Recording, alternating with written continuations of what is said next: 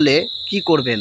তাহলে এক্ষেত্রে বলে রাখবো যে নারকেল গাছটাকে যাতে আপনার সীমানার মধ্যে থাকে এটা অ্যাট ফার্স্ট দেখতে হবে।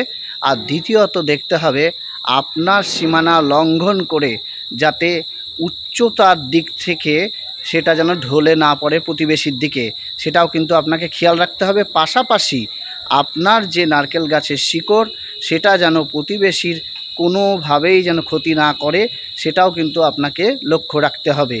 আর যদি দেখা যায় আপনি একেবারে প্রতিবেশীর জায়গা ঘেঁষে বা সীমানা ঘেঁষে আপনি নারকেল গাছ লাগিয়েছেন, সেটা কিন্তু দণ্ডনীয় অপরাধ। কারণ আপনি এইভাবে লাগাতে পারেন না, নারকেল গাছের শিকড়ে অনেক ক্ষতি হতে পারে, বিল্ডিংয়ের বা সীমান্ত যেটা প্রতিবেশী রয়েছে সেটা ক্ষতি হতে পারে, বা গাছগুলোর যে পাতাগুলো সেগুলো বললাম সেগুলোতেও ক্ষতি হতে পারে। তাই গাছ এমনভাবে লাগাবেন যাতে নারকেল গাছ